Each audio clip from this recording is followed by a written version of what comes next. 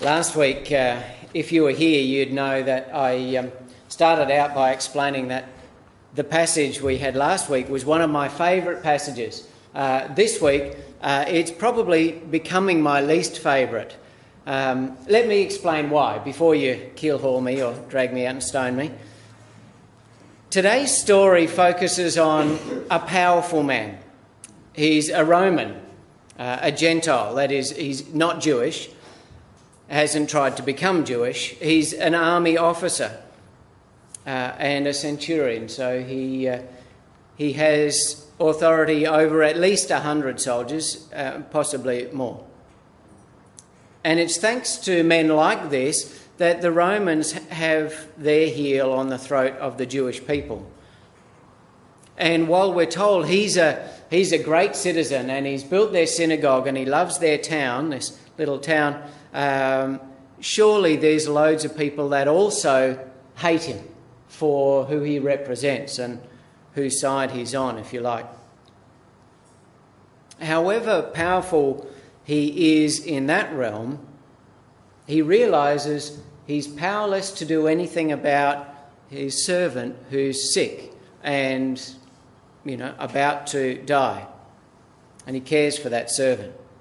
So he sends word to Jesus through some messages, through some Jewish people who would go and, on his behalf, plead with Jesus to come and heal the servant. And they say, well, he really deserves this. Though we find out himself, he feels unworthy. He feels like he doesn't deserve special treatment. He doesn't deserve Jesus to even go to him personally, or doesn't deserve for Jesus to come into his house.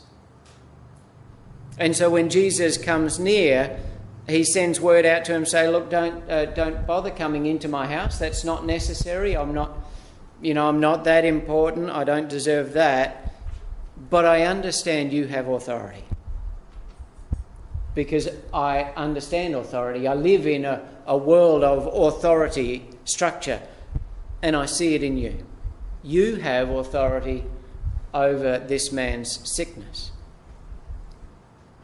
And then Jesus turns to those around him and his disciples and says, even in all of Israel, I haven't found faith like this. After all of Jesus' teaching and his healing, his calling and his gathering of those disciples, all of the miracles that he's performed in front of them, he's amazed at finding faith in this man outside of his little circle, outside of his even religion, his faith group. He finds such faith in the words of this Gentile army officer, an outsider. More faith in him than even his own followers and his disciples. Amazing. But imagine for a moment how they feel when Jesus points this out. They've given up so much. They've left their homes and their jobs, their security, their family, friends, all of that. They've left behind any wealth or, position. They've hit the dusty road with Jesus and left that all behind to face the trials and the difficulties, the struggle of following this guy.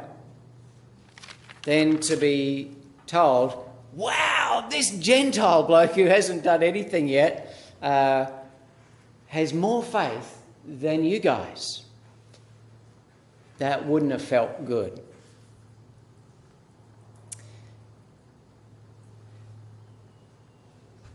And I guess the reason I said this was becoming my least favourite passage is because I see far too often I'm more like the disciples than I am Jesus or even the centurion.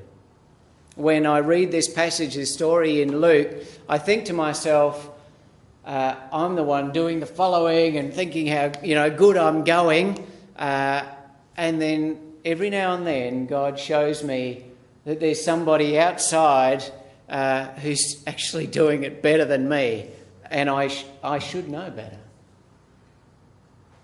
Yet I see better models of love or faith or compassion in someone who doesn't even go to church or doesn't even worship God, and it stings.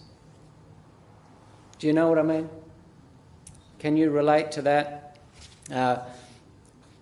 As I was thinking about it, some of the people that I've met, I don't know if you've met the same types of people. Those people who are a little bit fanatic, and those people who are, tree-hugging sort of people. They might be all about the rainforest or the whales or whatever it might be. And I find myself, it's difficult to really love those people sometimes. And I'll explain. I love rainforests. I love whales. I was reading an article just on Friday about all the countries that still hunt whales. Okay, now I thought to myself, that's terrible. There should be more made of this. But all I did was flip the page and go on to an article about Star Wars. Then you meet somebody who gives their life to saving whales, protesting about countries that do hunt and eat whales. Do you see what I mean? They actually put their money where their mouth is. And when I meet somebody like that, I think, they actually live it. They actually give themselves to that cause. I think it's important, but to be honest, loving poor people is probably more important than, loving whales or, rainforests. Do you know what I mean? So for me as a Christian, as a minister, I'm thinking, well, I have a more important, more godly sort of a calling to love God's people. They're more important. Human rights issues around the world, stopping wars, those kind of things. But then you meet somebody who's giving more of their life to whales than I am to God's people. And it hits me. Just like the disciples, there's this sense where you think, there's this person outside the church who is actually teaching me what it is to follow, what it is to be faithful to what you know is right. And they show you up. But over and over, we have to hear that message. Over and over, as the people of God, we have to learn that lesson. The church is one of those organisations, maybe the only one, that exists not for the people inside. We come here on a Sunday, not for the people who come on Sunday, but for all the people who don't. We're not about ourselves. We're actually here about everyone else. We're supposed to be moved by our compassion and our love for those who don't know about God, for those who are looking for God but haven't found him yet. And Jesus, who came for us and gathers us here, refuses to rest content with us. Funny thought, isn't it?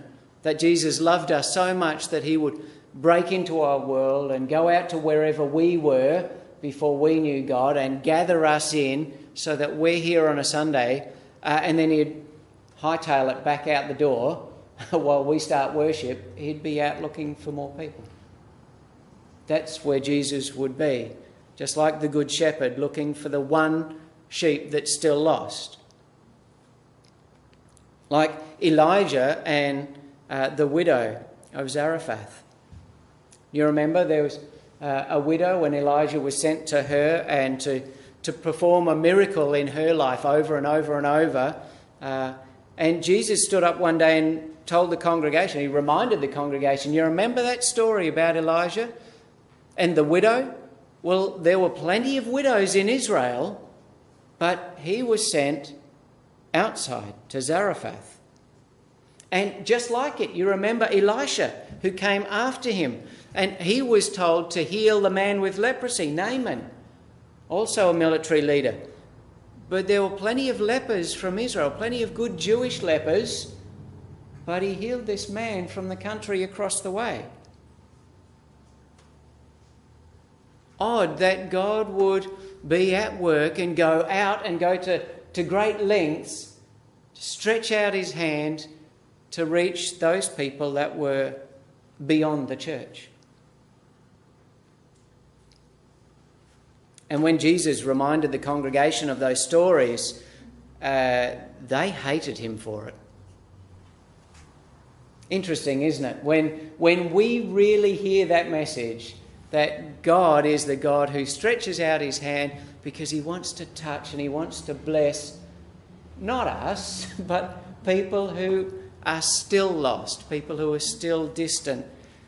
There's a part of us that gets cross, that feels, uncomfortable about that.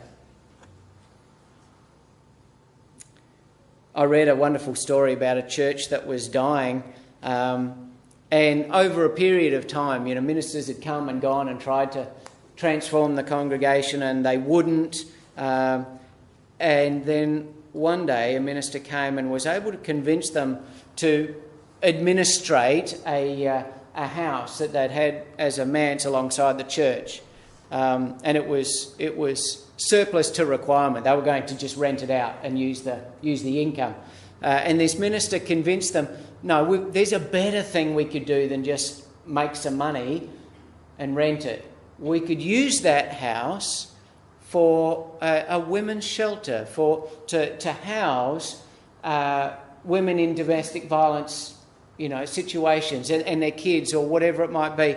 That we could use it for that purpose, and maybe we could be the administrators of that and make sure that it runs. Well, you know what? It transformed the church. When they stopped sitting around thinking about themselves and their aches and their pains, and they realised that there was a bunch of people next door that had much more need than them, whose hurts and ailments were much bigger than their own. They stopped worried about their own, sore toe, and realised these people have genuine needs.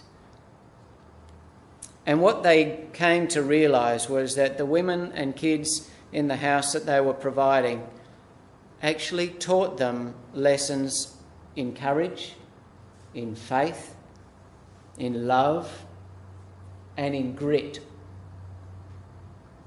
They managed to get themselves to a position where they could actually let the outsider be their teacher. And that's an important move. That's what this story in Luke's Gospel is all about. How do we get ourselves from being the disciples following, and being told, well, this guy's got more faith than any of you guys had, and standing there with our jaws open going,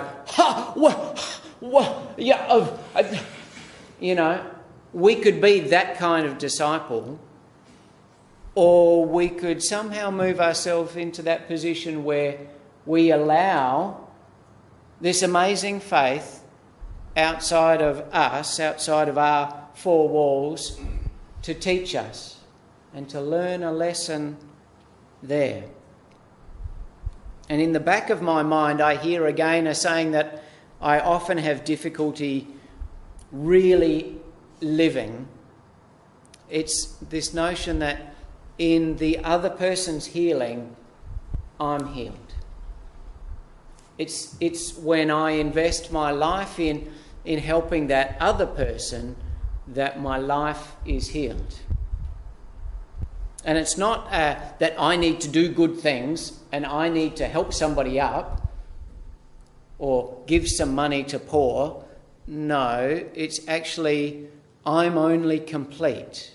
My life is only whole when I have genuine love and compassion for the other person. and that I genuinely long to see them healed, that's when healing becomes possible for me. I think that's what's at play in this story.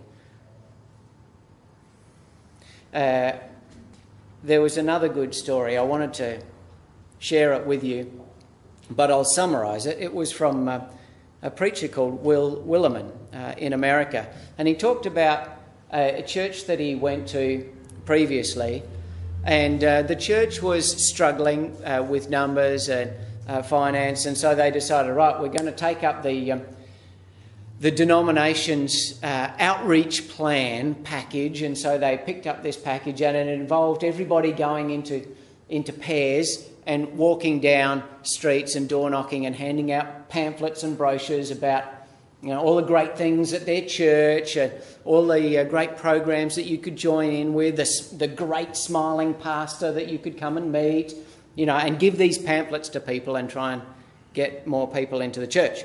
Anyhow, so they did that, and they divvied up streets. You can imagine it, can't you? So they, you know, worked out, right, well, this pair are going to go down those streets, this pair are going... Well, they had an elderly couple, these two ladies, both in their 80s, and they said, now, we want you to go down this street, and at the bottom of the street, you turn right, okay? You understand? And he said, I was there. I heard them say clearly, you go down that street, at the end, turn right. Well, they went down that street, and at the end they turned left into the seedy part of town, into the projects areas, you know, I guess we'd call it a housing estate, you know, or these days we'd call it low-cost housing. And anyhow, so they went into that area, and he knew when they went into that area, it was just going to mean they would possibly, you know, they're in the wrong area and they're going to evangelise the wrong kind of people. And anyhow, when they came back to all share their stories, this elderly couple only found one person that was interested in coming to church, and her name was Verlene, and she was very keen on coming to see the church. She'd never been to a church before, and so she was thrilled to be invited, so that she thought that was exciting. So she came along to church on Sunday. One of these ladies picked her up and brought her along, and she loved the service, thought it was great.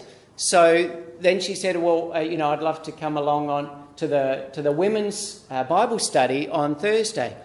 Now, he was leading the Bible study that Thursday and happened to be talking to these ladies about, I guess, the idea that you could not give in to temptation. You know, and he was talking about the temptation of Christ, and you know, that you could resist temptation. Anyhow, so as he was talking about temptation, he said to the ladies, oh, well, do any of you have a story of, you know, not giving in to temptation because of your faith? You were able to stand firm. And one of the ladies in the group said, oh, yes, just the other day I went into the shops and there was a bit of a kerfuffle at the checkout. And I don't know how, but I ended up standing in the parking lot realising I had a loaf of bread in my basket that I hadn't paid for. And she thought, oh, well, that's their mistake, really, isn't it? That's fair cop. You know, I probably pay for their mistakes some of the time too. But then she thought, no, I'm a Christian. I'm going to go back and I'll pay for that loaf of bread. So she did. And he said, yes, that's, you know, great story of not giving in to temptation. Well, then Verlene spoke up. And she said basically how a couple of years ago, you know, I was into cocaine in a big way. You know what that's like and how that makes you, you know, really quite crazy. Well, anyhow, this is how she's telling the story to the ladies in the Bible study. She says, well, that was when I was with my boyfriend, not the one I'm with now, but the boyfriend of my first child, that one. Anyhow, a couple of years ago, we knocked over a petrol station one night. It was as easy as taking candy for a baby. So then he comes to me and says, right, let's do that 7-Eleven down the corner. We're going to, you know, hold them up and take the money. And she said, no, I'm not going to do a convenience store. That's not right.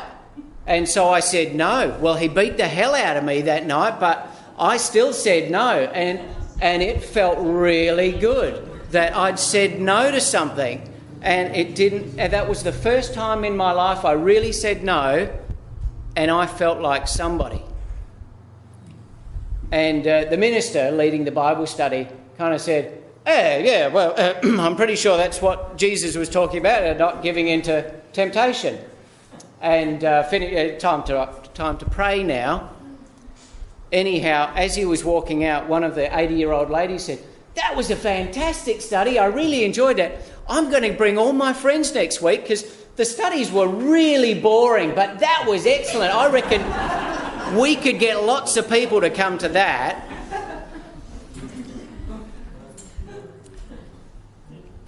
And he said, "Just then I heard this outreaching God laugh in delight." These days my kids would say he'd been schooled. He learned a lesson from somebody who'd never been to church before in her life. Could we be those kind of people who get ourselves out of just being the followers standing agape saying, "Oh, what do you mean somebody else has got more faith than us or doing it better than us?" Could we be those ones who take delight and amazement in the people of God who don't even know God? Could we let them teach us something about grit, about courage, about faith, about really giving ourselves to a cause and what's important? Could we be moved, so moved by our compassion of love for those people that we would live the gospel? Amen. We're going to